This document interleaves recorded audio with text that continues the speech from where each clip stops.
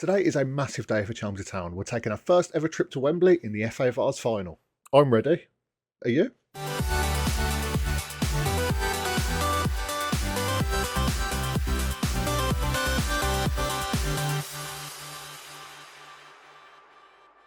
So just a quick heads up at the start of the episode. I've got a couple of clips to get through from things that have happened in between, starting playing again and the cup final.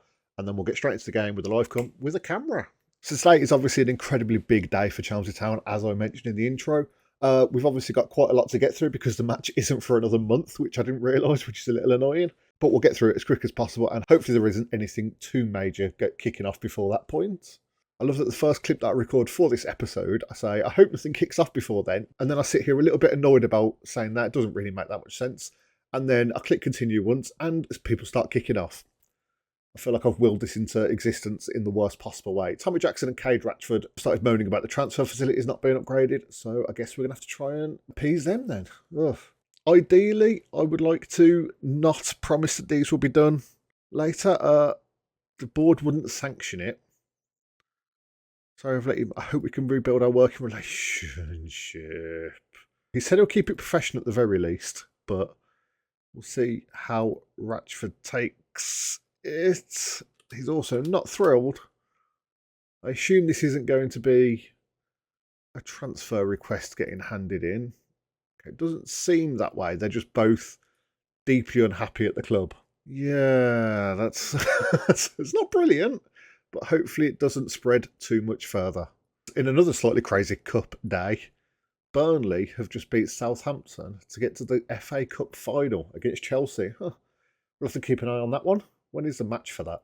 It's a week or so after our last game. The Premier League's still got a month left. Oh, we finished our season so early.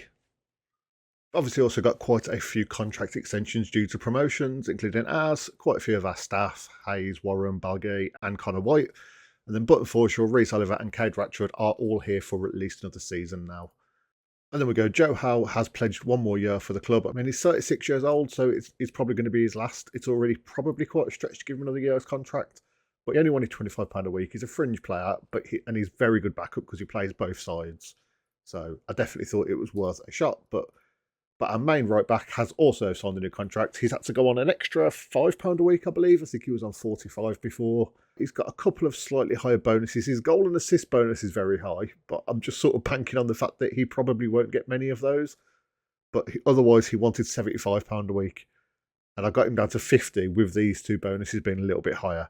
So I'm sort of thinking, what are the chances he's going to get more than a goal or assist every other game? And if it works out as less than that, then we're saving money by that deal.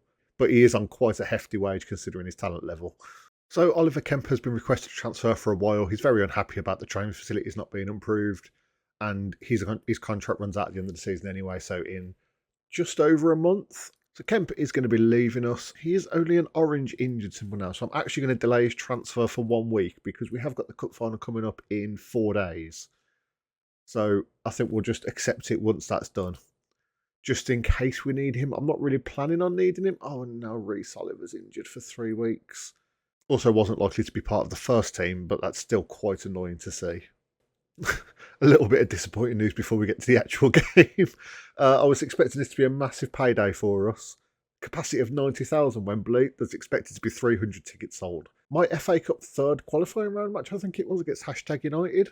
It might have been third, I'm not sure. Actually, I'll just check. I'm pretty sure we had a much bigger attendance than that. There was 440 at their place and 363 at our place. So I'm really hoping that's at least 300 each because I'm not even sure that's going to cover the travel costs. Big moment before the game. We've got the team meeting to decide expectations. I feel like I should maybe ease expectations. I know towards the end of the season when we were doing winning the league-based team meetings, some people did not react well to pressure, so it shouldn't be treated anything other. Oh, everyone's loving it. Okay, that was definitely the right decision then. And it is finally game day, taking on Squires Gate in the FA Vase Final at Wembley. So as far as our team lineup goes, we're starting with Harry Cant again, just because it would be a bit harsh for us to try and kick him back out of the team after we've got us to this point, I feel like. Captain for our game is Tommy Barrell at left back. We've got Kanina and Button Forshaw at centre back. Joe Howe on the right, having to fill in because Josh Barrett is suspended. Then in front of them, we've got Regan as a ball-winning midfielder to try and give a little bit more protection at the back. Creative mastermind Ratchford playing deep line playmaker. Demetrius Rami at Mazzala. Dunno Rule on the left and Remain S on the right, with Moncrief up front. No real surprises in the lineup other than maybe Cant and Howe, but I feel like this is probably going to give us our best chance of winning. I'm all ready to go. Very nervous, but hopefully there's nothing to be nervous about. I think I am going to stick my headphones back on though. It does sort of ruin the look I've got going on at the moment, but I do like to hear the crowd noise. And it makes me feel a little bit more into the game. Come on. This is a match we should be winning. Make sure we do. Pump fists. Try and get them going for it. No one reacts at all. Defensive midfield. Give them a little bit of a push. And okay, big stadium. Very few fans. We're in our standard 4-3-3. Squires Gate are also in a 4-3-3. So it really is a very level playing field. Okay, players coming out onto the pitch. I'm dressed better today for this video than I am on the touchlines down there. We've got 423 people in attendance at Wembley. So I imagine this is a very quiet stadium to be in. We're starting off getting the ball away. Rule running up the pitch. Can anything come of it? He takes it round the defender. Can you get a cross in? Moncrief isn't getting on the end of that. Oh, but he might. Oh, no, he will not get on the end of that either. So we've got Joe Howe. Just don't give the ball away. Well played, right. Kanina out wide, probably. Yep. Tommy Barrell. What can you do? Cade Ratchford, Regan, Rami. Feels. Ooh. What a rocket of a shot that was from Demetrius Rami. I felt like a shot was coming, but I was not ready for that outside of the boot rocket. Rami now, no. Just don't get hit on the counter attack. Take him out if you've got to. I wasn't being serious. I know you're not that far up the field very often, Regan, but you don't need to be that aggressive. You need to keep a level head. 16 minutes. Why are we on the around the stadium's view? Tommy Barrell with the corner in the 16th minute. Okay, falls to Ratchford. He's got space. Can he take a shot? He doesn't. He slides it into the bottom corner. Cade Ratchford. What a finish. There was no pressure at all from the defence. That is the dream start right there. It's just got so much space. Just calmly hits it into the bottom right corner. Bottom left from my view. God, wait a second. Oh, Ratchford's got the ball again. Got Rami, but Forshaw with a long ball up to Rule. Rule gets it inside. Rami comes in. Oh, and the shot gets blocked. But now, hopefully Squires Gate can't make a counter-attack, and they cannot. Right, back on the correct view now, finally. The highlights have been coming thick and fast. I haven't actually had that chance to change it. Kanina gets the ball back. Right, Howe with a long ball up. Moncrief's going to have to do very well there. S does win it back, though, and Rami gives it away. We're very generous today in possession. Long ball up, but Forshaw does enough, I suppose, and it ends up with Kanina. So, there's just nothing going on. Oh, Moncrief's through on goal. He gets taken out. That would have been a very nice way for him to cap off his season. That Regan with a very weird effort that didn't have much power on it at all, and the keeper does not look particularly worried. Kanina is really struggling fitness-wise looking at it, so I'm not sure how long he'll be on the pitch, but I also not really sure I've got anyone to replace him with. So it's a little bit scary, but at half-time, we are 1-0 up. Right, in the dressing room, I think we're going to just tell them, we're halfway there, but the job isn't done. Make sure you get your name on the trophy come full-time. No one reacts at all. You weren't bad, but you can still improve. Let's just tell everyone that. Make sure the defence are on their A-game. How are people doing? Kanina is obviously struggling quite badly with fitness at the back, but I don't have any other centre-backs. I really should have put Kemp on here, but I think I saw that orange injury icon next to him and just decided it wasn't worth the risk. So we're going to leave him on there for now, but we might end up having Regan drop him back and put in another, normal midfielder on, maybe Matt Ball or someone. Well, it would have to be Matt Ball, of course. So we're going to give it at least 15 minutes or so before we make any subs. Okay, a relatively relaxed start to the second half. To the 10th minute, and now Atherton's got a corner. But unfortunately gets it away, but only as far as Joyce. And S is stepping up defensively as well. Pressure's still on though here. Lake gets the ball around. Atherton's through. If he gets that in the middle, it's going to be an open net. Oh no! It's 1-1. And it was Kanina that didn't quite get back in time. You do see those kind of goals annoyingly often though, to be honest. Like, just knocked around here. The winger and the striker make the run. But Forshaw and Kanina are just not ready at all. He gets slotted in. It's a good finish. A pretty bad cross because the striker had a lot to do. Fair play to him. Squires Gate have made it 1-1. So I've got Hampson loses the ball to Rule. Can we make something of this? He gets the ball through to Moncrief. Can he beat the defender? She's going to keep taking it wide. Pass it to S. And he's just got an open net to slot it in. We're back in front. What the hell happened there? Moncrief baited the keeper out and just found S in miles of space on the far side. That was a beautiful pass threaded through there. Moncrief, he just gets the ball here. Sees there's no one to pass to. Well, sees there's no way he's getting a shot away. And S manages to slot it in to the open net. 2-1. Only 3 minutes it took for us to get a response to their goal. And now I've got Barrow with a corner. Could we make it a third? Is that an own goal?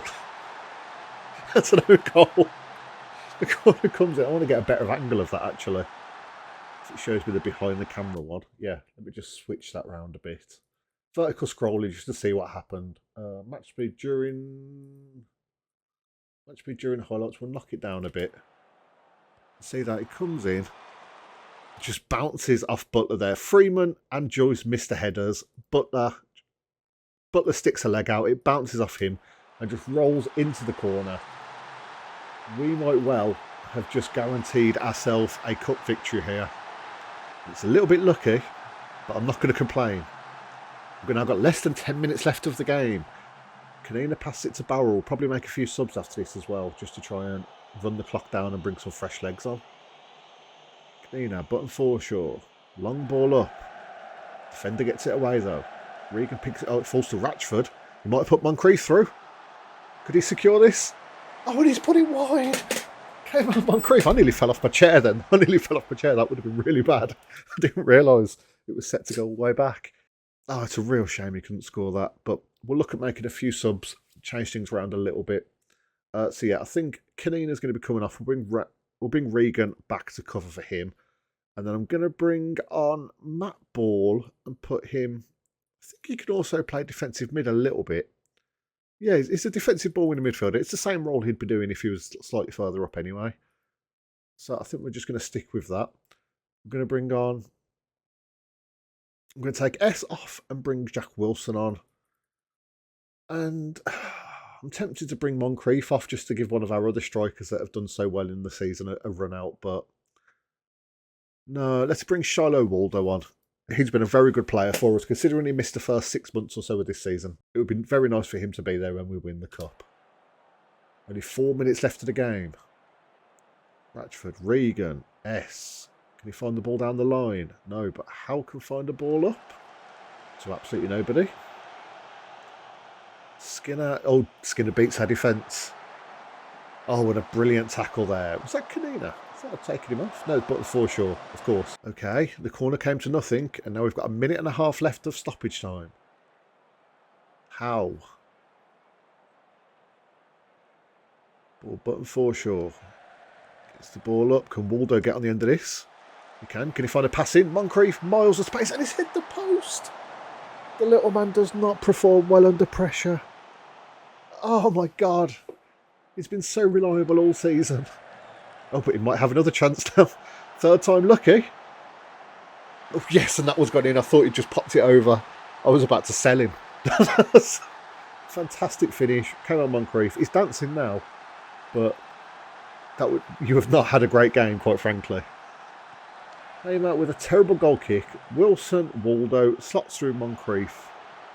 And this just gets sort of chipped over the goalkeeper and sort of in off the bar. Oh, God. This has been a fantastic finish to the game for us. Here we come. Tommy Barrell comes to lift the cup. Shakes hands with whoever the hell that is. With a bald man in a suit. Oh wait, absolutely fantastic performance from the lads. You can enjoy lifting the trophy and bringing the club out of some financial problems once again. There we go. Absolutely brilliant. Unstoppable.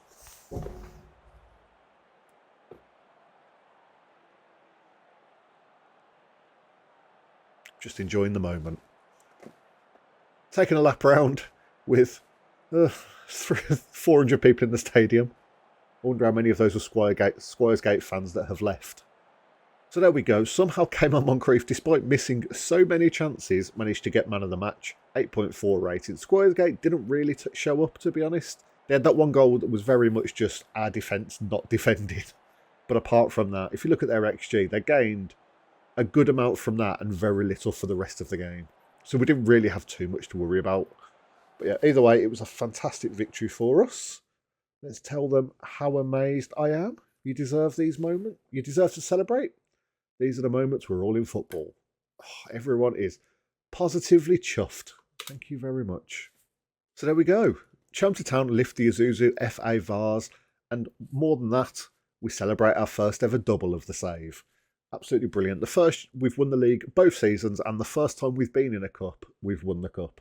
So I could not ask for anything more from this team so far. Their manager's disappointed at a humbling defeat, and we've just won £30,000. I mean, I think when I saw the £30,000 was coming, it was going to be a huge deal for us. I think we're still in the red, and even more so, as we've got 3.5 going out to squad and backroom staff for winning it, and another 500 quid or so going to players. As you know, 2 players and 2 staff. Why are staff members getting so much money for that? Should probably look at that. So yeah, financially, we are still actually 17 grand in the red after all that. So it would be a hell of a lot worse if we hadn't obviously just had that £30,000 coming in for winning the cup. Things could be a little bit tight over the summer. And out of nowhere, we've got the end of season review. It is lovely seeing 2 cups on the front there. The Midland Football League Premier Division title and the Isuzu FA Vase. I assume we're going to be going for that again next season, actually. So let's try and put a run together. But anyway, let's focus on this season for now. Signings of the season. Devontae Morton got 7.92. 3 games, 3 starts, 13 sub-appearances, 10 goals. And he's a C. Apparently we pay over the odds for him. What's he on? £25 a week. He's on £25 a week. There are people in my division on 500, well, not 500, but like two to £300 a week, and then not getting this sort of performance out of them. Matty Lusaqueno was only a C+, mainly due to getting the player to agree to a lower wage than we would have expected. And what's he on? The exact same amount of money. Dino Rule got an A+, which is fantastic, actually. I mean, 44 games, 16 goals, 22 assists. That is actually a brilliant record. I didn't see that his numbers were quite that high for the season. That is insane. Cade Ratchford is obviously only here for 25 games, 5 goals, 5 assists. Quite frankly, I'm surprised he's only 7.2. Since he arrived, he has been an absolute force creatively. Romain S, 33 games, 8 sub-appearances, 7 goals, 19 assists. Between Rule and S, we've got 41 assists in them. He's only a C. Harry Cant, A+, 9 games, no goals obviously, but good signing. Jack Wilson, Matt Regan, Barrett. Tommy Jackson's an A+. Feels like we've played over the odds to sign the player. I almost agree, although he is far better than the options we had before, but he's been very mistake prone so far this season, which has been a bit annoying. Reece Oliver, only a C. Matt Ball, Joe Howe, Scott Metcalf, all C-. Transfers out. Finley Wood, we would have liked. Everyone's going to have, shouldn't let them leave on a free transfer, to be honest. Oh, disappointed. Finley Wood, disappointed to leave on a free transfer. To be honest, he wasn't that important part of the team. Sean Myler was an incredibly important part of the team, and they're content to let him go to a lower division. It just doesn't make sense at all. Adam Boland, Yakubu. They're all saying maybe a sell-on percentage clause should have been included in the deal, but at the same time, every single deal down here is for no money. So a sell-on clause is useless at that point, and you're only going to limit clubs being interested in him, surely, because that's still going to be a negative for the transfer negotiations, I feel, even if the club's not likely to get anything. Kai Nicholson, it would have been nice to get some money from. I've just noticed Abingdon United are like the Chelmsford Town retirement home. I say that doesn't. 18-year-old, an 18-year-old, and a 21-year-old all gone to the club. So maybe not retirement home, but still. Adam Cash, got rid of him. Tyler McGee went. I'd actually completely forgot that Tyler McGee had even existed. How's he been getting on at his new club?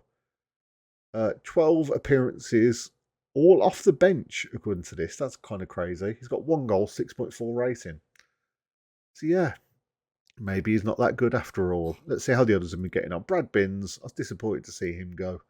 Playing for Hyde, 17 games, mostly off the bench. Finley Wood went quite early in the season, didn't he? No, quite late, but Abington has played him 12 times, 3 goals, 2 assists, 3 players of the match. He is absolutely killing it. And Sean Myler, he stepped down a tier. And he's played 18 games, 3 goals, 2 assists, 4 player of the match, and 7.22. So he's been really good since he went. I am definitely still feeling a Sean Myler-sized hole in our team. Let's move on to the season's results. It was a superb season for Town, who exceeded expectations throughout the campaign and claimed a deserved title. We were expected to be competitive in the FA Cup and we got to the 3rd qualifying round. Average home attendance was only 83 people, which wasn't great. We got a B for that. The board are pleased that we reached the 3rd qualifying round. It was one hell of a run. You know, we got through 1, 2, 3, 4. Yeah, we lost in our 5th game in the FA Cup. But quite frankly, with how the Hashtag United games and the Highgate United games went, they are some of my highlights of the season, quite frankly. Whereas the Isuzu FA Vase was relatively straightforward the whole way through. We scored 5 in 2 games. We scored 4 in 2 games. So we absolutely killed that. A- result. 80, still got 83 as the average home attendance, even though we won it. 12 goals from Cameron Moncrief, top goal scorer for us. Moments to remember. The biggest win, 7-0 against Lytown. That was an absolute hammer in there. And then match to remember, as I've just said on the other screen, 6-2 against Hashtag United. That was one of the best matches I've ever seen. Or one of the best halves of football, because we were 2-0 down at half time. And then the floodgates opened and we just destroyed them in the second half. Goal of the season was Wilson in the 73rd minute.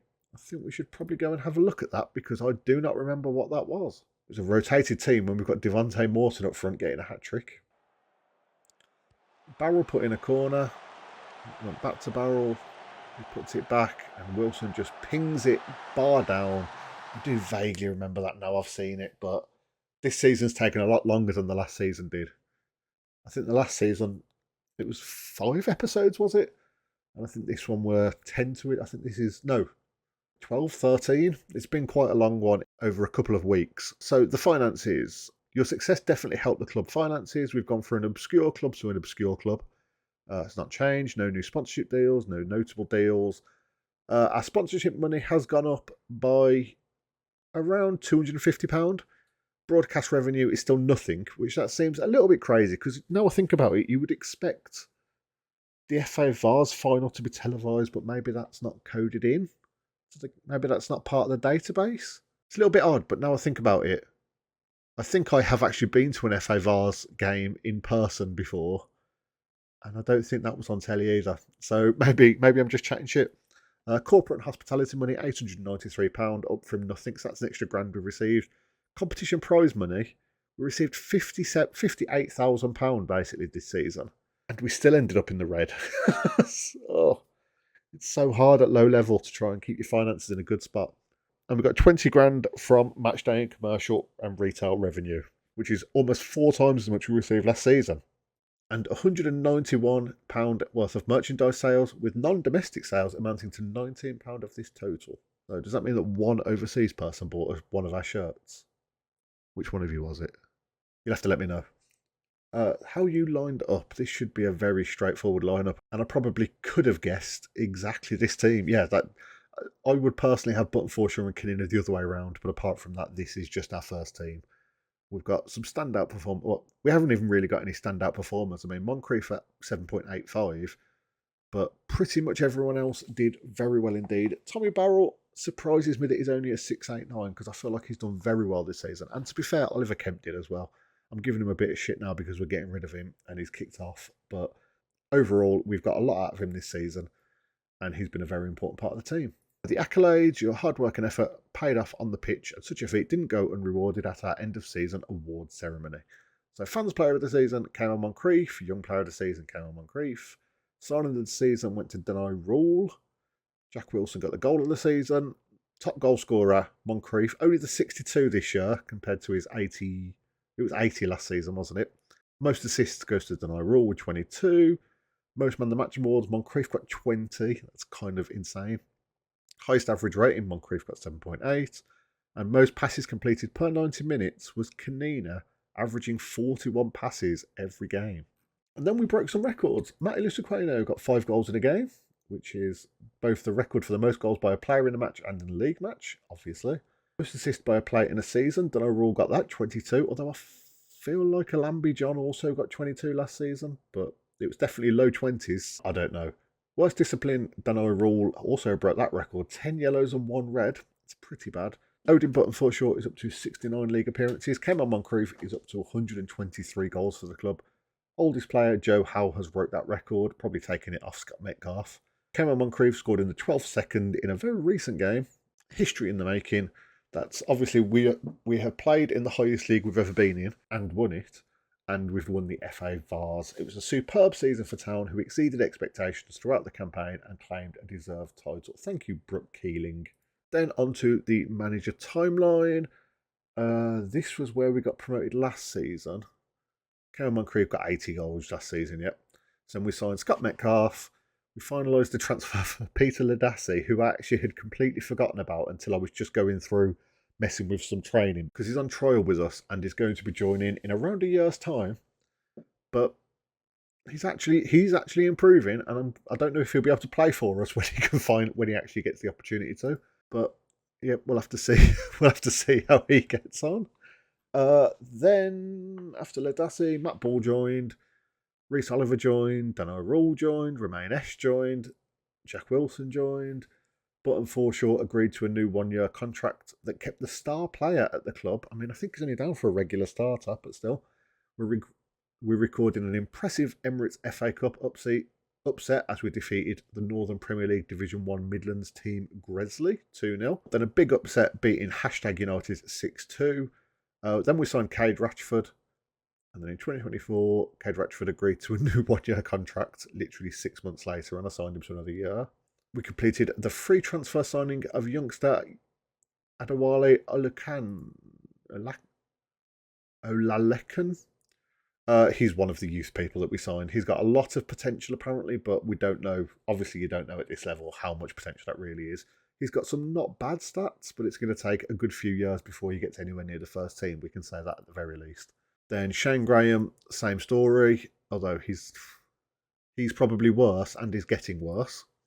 Tom Knight, same story. And Jeff McQueen, who is probably the worst of the 4. But then we won the Midland Football League Premier League Division and we won the FA Vase. Absolutely fantastic. It's been a great season. I'm glad you could have been a part of it. Looking ahead to next season, after 2 promotions in a row, they are now hoping that by the end of next season we will be in the regional First Division playoffs, which that is quite a step up. We're going to have to see how that goes. And holy crap, I've just clicked continue on the board expectations for next season. And just look at this inbox.